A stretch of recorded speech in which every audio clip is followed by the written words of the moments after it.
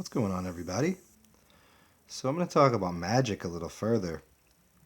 I'm going to let you know where I am when we talk about this rice experiment again, because I think it's very important.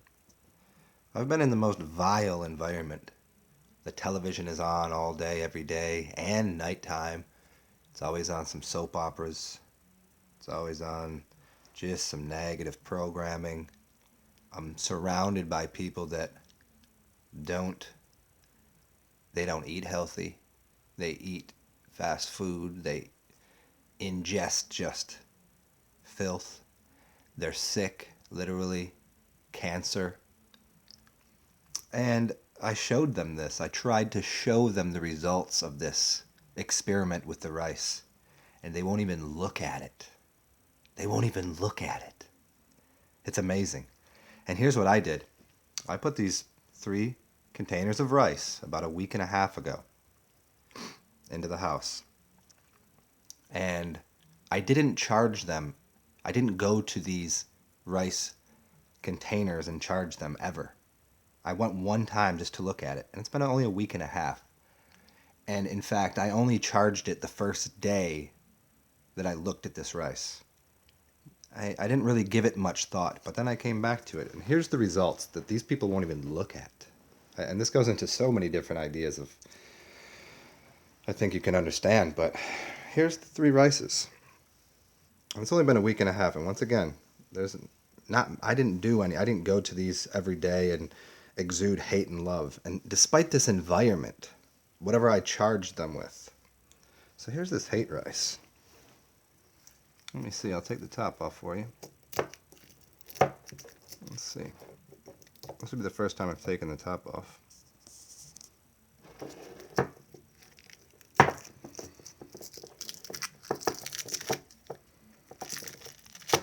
Let's see. I'll put this down. Here, let me see.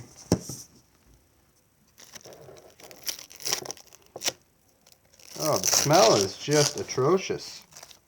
There you go. I'm almost vomiting because of that. Hate rice. Hold on a second. Being highly sensitive to smells, it smelled like a shoe in a gym that was stuck in the locker, just molding. That was that one. That was hate. Here's the love rice.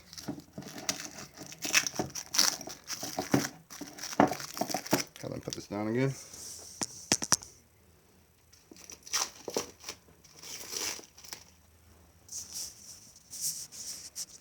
Let's see here. Oh, before we put this around all over the place. It's not the perfect smell. It's not like other times that I've done this experiment, but there you go. It's white. It's decent.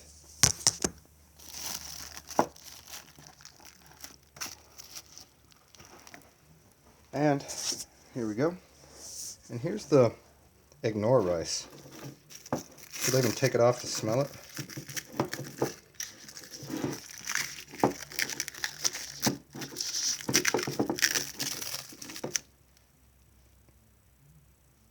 And that's just awesome right there.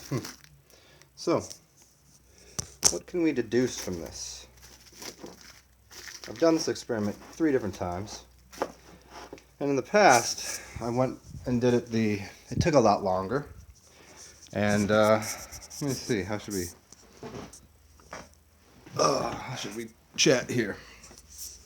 What would you like to look at? Here we go, line those things up.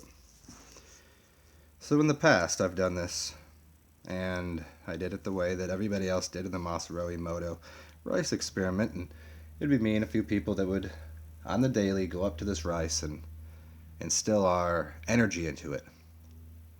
And it took weeks for this to occur. And lately, as anybody's been following my videos and what I've been speaking about, I've been cleansing myself, as I have very many times, on water, with just distilled water and urine, mostly.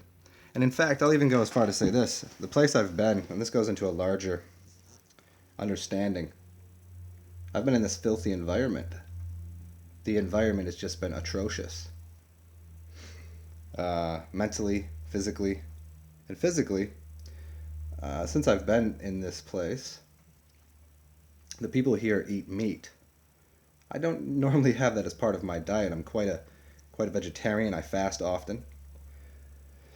And when I first was fasting while I was here, it was troubling to these people. It was upsetting them. It caused a lot of chaos. They couldn't understand why I wouldn't be eating. So for me to make the environment even suitable to be part of, I literally have to eat fast food, Kentucky Fried Chicken, like to make these people feel comfortable that I'm here with them. Now, I've had this conversation with a lot of people in a lot of different ways, but you can't just sit there and levitate all day. Like, and people that haven't fasted, that don't understand consumption habits and addiction and what that might mean. Like for anybody that isn't aware of how um, to consume things, that the meat might become more of a um, an addiction problem. Usually it is. This is people get into vegetarianism and veganism, and this even has to do a lot with the ideas of now vegans are out here on bandwagoning and having a problem with vegetarians, which is just beyond me because they once again don't understand what they're consuming and they don't understand vegetarian means vegetables and has nothing to do with dairy and what a raw food diet is, meaning raw, meaning the sun god, meaning wherever you live you're eating locally. Doesn't mean raw food. It means the food that's in your local environment that you can cook at times. So kind of getting a little off track here, but not really. The point is that despite this, I've taken and condensed all of these things I've done into this magical thing that I can affect rice from a distance with one energetic signature put on the rice in a very short period of time, despite the environment. And so I'd suggest anybody that's done the rice experiment before to give it a shot in a different way. It's kind of like what's that? The cat in the box. Which one is that? It's not Pottinger's Cats, although that is a great book that on nutrition and um, Pottinger's Cats. It's a book on nutrition and how generationally you could change the health of a cat and you could um, increase its health by feeding it its mother's milk and raw material and what cooked food and cooked meat and um, cat food, as the store bought kind, the kind of effects it would have generationally on these animals, and how after a while the mother cat wouldn't take care of the animal anymore and just let it die off. So it's a really interesting thing. But what is the other cat? Not Pottinger's Cats. The paradox of putting a cat in a box. It's funny. I wrote a paper on this a long time ago, and I can't remember the name of it. But you all know what I'm saying. If you put the cat in the box and you find out if it's dead or alive, it has a lot to do with magic. Has a lot to do with expectations, and it has to do with even the further ideas of magic that I've given people, which is once you set your intention and you burn it off into you put it on a sigil and you burn it or get rid of it, you don't think about it again. Like I didn't think about this rice again really until I went back down. It wasn't a daily thing where I was like, oh, I'm going to make that rice be this or that. I put one intention into it and I collapsed it, where I took something that would probably take weeks and collapsed it down to a week. And I did it in a bizarre environment where I can't even. And when I first started doing this, I really considered like, would this even work? Could this, despite the rest of the energetic charge in the air, the rest of the positive, filthy waves of the television on 24 hours a day, and these things were close to the TV. They were close to they were inside of the Faraday cage of disgust and filth and hate, which included arguments and anger and animosity on a daily basis. And it's quite amusing to me. So this is just a reminder to everybody how powerful your magic is if you ground yourself into it, if you know that it exists. These things, like, anybody can look through my videos. I'm not interested in anybody like, oh, did you scientifically validate the experiment? You get these clowns that come by here. It's just like the vegans. It's so funny. The correlation I make between vegans and vegetarians is like Christians and Christed people. Vegans are mad at vegetarians because they don't understand what it means, where Christians are mad at Christed people that don't believe in the religion but actually have ascended or have a light in their mind, a light in their eye. They understand the connection between a vision and Kundalini and what Christ actually is. Christ is Kundalini. But then these vegans are just like the Christians. They have an ideal. They have an ideology. They have a textbook. I wouldn't be surprised if there's a Bible for vegans out there. I almost want to make one on a funny, like a little, tongue-in-cheek kind of humorous vegan Bible. So they can go out and bang it on people's heads, not knowing what they're talking about. Again, they're taking a good path, and they want to help animals and all of this, and I support it completely, except for the understanding and that they don't have about the kind of foods they're consuming when they start to go into the middle aisles and grab the things that don't have seeds that have been manufactured for their consumption. And this is really getting into that. It gets into even that right there alone. Those salts that these people are consuming are ruining their own magic. They're ruining their own charge. They're ruining their own individuality. And you can take the same philosophies that a vegan has and not label yourself. It's this idea of labeling yourself correctly, meaning, what are you first? Well, you're a soul, and then you're a spirit, and then you're a human, and then you can start chopping things up beyond there. Democrat, Republican, vegan, meat eater, omnivore. It's all so bizarre because every moment offers a new experience of how you can participate with your environment.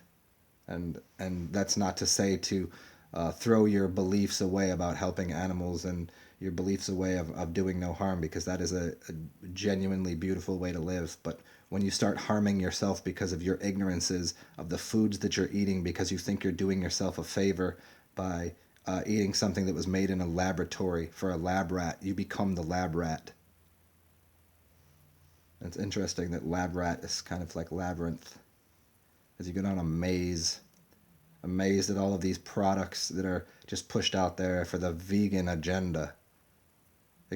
Just relax, get with it. Go outside, breathe the air, eat the food that has seeds that's growing, and don't make any claims to your whatever. I don't know. It's always this boxing up of ideas. You get your vegan kit, you get your Christian kit, you get your boxed up book on how to act as if you're one of these specific entities that lives the vegan lifestyle, the vegetarian, and vegetarianism isn't even an ism. It's not even a lifestyle. It's just looking at your environment and saying, is that something that I would want to eat? So I didn't want to go on this little diatribe. I kind of did want to go on this diatribe, but it was more about everyone understanding yourself and claiming your power to make exceptional magic. If I could make this rice from a distance with one charge change in such a short period of time, now that I've watched it happen for the third time and watched it happen from a distance, man, could I make this happen in a day?